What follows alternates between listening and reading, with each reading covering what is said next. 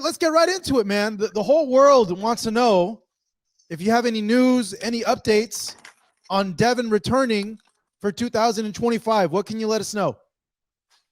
Well, I know this. I know that boxing in 2023 has been filled with a whole lot of drama, a whole lot of anticipation, and we can expect for another 2024 of boxing excitement. I'm looking forward to Devin getting back in the ring. Of course, it's been probably the longest layoff we've had right now. Mhm. And we're anxious. We're anxious to get back in there. He's been hitting the pads. He's been doing a lot of his running. We're going to start doing some sparring this week, and you can expect for announcement soon. Do you guys have a time frame? Like, do you have like by this time or this date, this month, Devin will have returned and had a fight in? Well, I mean, I think that everything that he had done thus far. You know what I mean? In a young age of 26, 31 fights. He had 138 amateur fights. His body needed a well-deserved rest. And, I was happy he said that he was going to take a year off. And it's approaching that year. So let's look forward to it. So I mentioned, when is Devin coming back? You had said that Devin wanted to take a year off from boxing, that he's back in the gym, he's hitting mitts, he's training. Is there any offers on the table, Bill? Is there any fights that you guys are close to working on for his return? Well, I mean, Devin is one of the superstars in boxing. He's the youngest undisputed champion, and also he's the youngest boss in the business. So the opportunities are around the corner. You know what I mean? And as we take a look at everything, of course, it all has to make, it has to get Devin up. It has to make sense, and also has to fit where we are, right now in his career.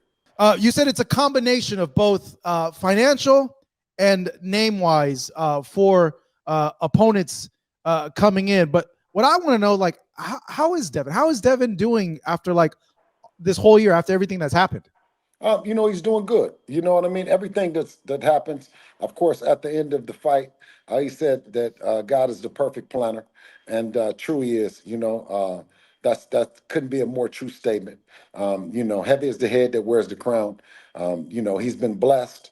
He's been blessed to be the youngest undisputed champion in boxing, and also be a promoter. A lot of things that we've done have been what I can say for the betterment of boxing, for those that are coming behind Devin, to not have to go through what he's went through with the Ryan Garcia fiasco, and at least if they go through it, all the fighters should know that there's going to be consequences and ramifications. Mm. All right, we'll touch on all that in a little bit, but in terms of Devin, um, in this year and his return, like you as now as like in his corner in the trainer uh, mindset, like have you noticed anything different? Like, or is there questions that you have of your son coming into this next year in terms of a fight? No, not at all. Not at all. I haven't noticed anything. One thing that I'm very proud about is that we got a chance to see is that Devin is a true warrior. You know what I mean? It showed. He got knocked down 3 times. He got up 4, and and like I said, the show must go on. All right. So at this point, Bill, are you guys actively like working on any? Like, who are you like looking at like for an opponent? Like, do you want to give Devin like a tune-up, or do you want Well, to go right into like the big fights? Well, I look at everything. I look at the complete landscape, and Mhm. ultimately, as we start sparring, we start getting ready. Then I'll start to negotiate. But right now, anybody can get it. Devin is has the best one of the best skill sets in the world. I mean, and we believe in him. So there's no one that he can't fight. It's just a matter about what's going to be next, in his court or his course or his pursuit to be on the Mount Rushmore of boxing. Is there any changes going to be made at all? Adjustments coming into this year in terms of the corner, or maybe even things you guys want to work on? Well, we brought in Nate Jones. You know what I mean. I think that everyone has seen that on social media. Nate Jones, a legendary trainer and part of the Floyd Mayweather team. You know what I mean. He's spent a lot of time with Devin as a young fighter. You know, so we just think that he was a great addition. What was the reasoning behind that addition? What you guys feel that Nate could bring to the table? We just want to just tighten up on our defense. We want to be more defensive conscious. You know, I think that Devin answered was answering and into pleasing the fans with the last fight and the last style that he that he showed. Like I said, he showed tremendous heart. You know, he stepped to Ryan Garcia, who is a puncher, a fast, quick puncher. You know, and he got hit with a left hook on numerous times. So you know, I think we've shown what we're working on. You know, and to eliminate any of those holes and or chinks in the armor, and just move forward. Yeah, that's one thing I feel that a lot of people have mentioned. Like, hey, if there is ever a potential rematch between Devin and Ryan, that's the one thing that needs to be implemented is blocking that Ryan left hook. I would imagine you guys are aware and cognizant of that now, and that's something that you guys want to tighten up, right? Well, yeah, we factored it in, but you cannot factor in, you know, the Ostarine. Mm. You know what I mean? You couldn't factor in how strong he would be, and you know how fast he would recover. You know what I mean? That's just something that we didn't factor in. I thought that it would be mano y mano. You know what I mean? Man against man on the level on an even playing field, but it wasn't. You know what I mean? And now we have to move on. So Ryan has contended that this wasn't on purpose, that the Austrian wasn't in any way for a performance advantage. It was to cut weight. Many people felt that that was the reason. But do you believe Ryan when he says all what he said about Well, the Austrian? Ostarine is a banned substance. It is a PED, and whatever reason that he used it, we know that Ostarine helps with speed. It helps with recovery, and even more detrimental to an opponent is that it helps with power, and he has power. So to enhance the power and to use Ostarine, he definitely had an advantage. It's something that he pled guilty to the New York State Athletic Commission, and Golden Boy Promotions was awarded $1 million for it. Mhm. You guys are still going through with the lawsuit, correct? Oh, absolutely, So, absolutely. And to yeah. make no mistake about it is, it sets a precedent, not just you know for Devin and like I said, the fighters of today, but it will set a precedent for the fighters of tomorrow, the champions that are clean, the fighters that are clean. That there will be ramifications and consequences behind anyone that's using PEDs in any form. Mm. Yeah, because we've heard fighters speak out about that. We've heard Oscar speak out about that. Oscar saying like, "Hey, boxers batter each other. They assault each other in the ring. Like, how could you be suing for this? Like, what would you say in response to that? To people saying, "Hey, like, how can you sue over a boxing match? That this is what you guys do." Oscar's running out of shit to say. He's running out of things to do. You know, the promoter of yesteryear is about gone.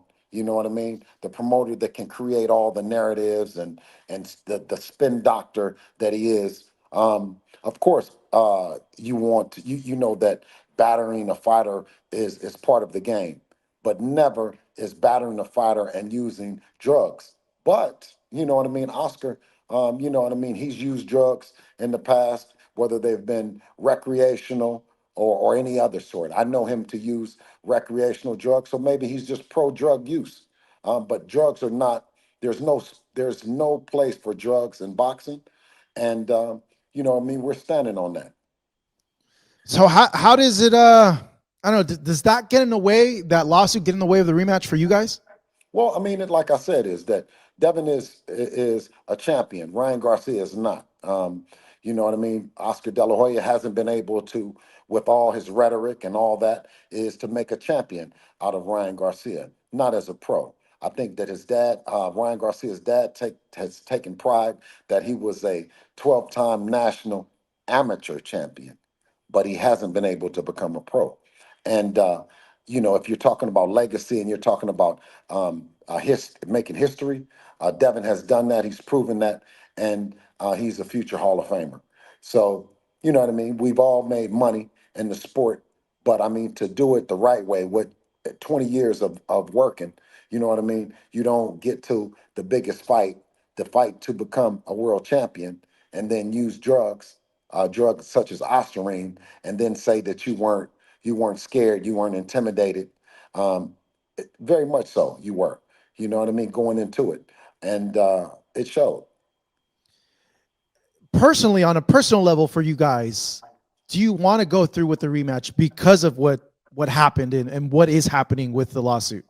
Oh yeah, Devin. Listen, Devin wants to fight everybody, anybody that the people want to see, more importantly, but he wants it to be on a level playing field. He's not using drugs, and he doesn't expect anyone else to use drugs. And that comes down to him as a fighter concentrating on fighting, concentrating on being prepared. But then, from a management standpoint, right, and from a company standpoint, I have to take the blame. I failed in that part of it. That falls on me because I'm supposed to make sure that he's straight, that the other fighter isn't on drugs. We weren't able to detect the drugs because obviously, you're able to stay hydrated and mask the drugs until the very last minute. As he cut the weight, as the water went, the drugs were detected in his fat tissue. Because I know it's like in terms of like the one fight that comes up to me where like I was told like, hey, he doesn't want to do the rematch because of what happened, because of the personal animosity between the two, was Cotto and Margarito. And I've been told for the longest time Cotto had like a vendetta against Margarito because of what happened, and he didn't really want to give him the rematch until it just made so much overwhelming financial sense that he went ahead and did it, but he still didn't want Margarito to make a single cent with him because of what happened. Um, I don't know if that's the case at all with you guys, but that's why I bring that up. That I I have observed in the past things like that where there's such personal issues where they're like, no, we're never giving this guy a rematch because of so and so and so and so reasons. Well, we listen. We do it for the people. We do it for the people, man. We do what the people call for. They're the ones that pay the bills, not the promoters. The networks. If the fans want to see a fight, then there's a network that wants to put it on. The days of the Oscar De La Hoya's saying what he wants and what's going to happen, are over with.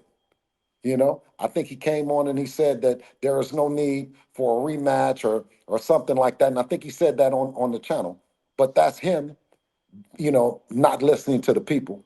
That's him not, um, you know, creating fake narratives as if the people aren't calling for it.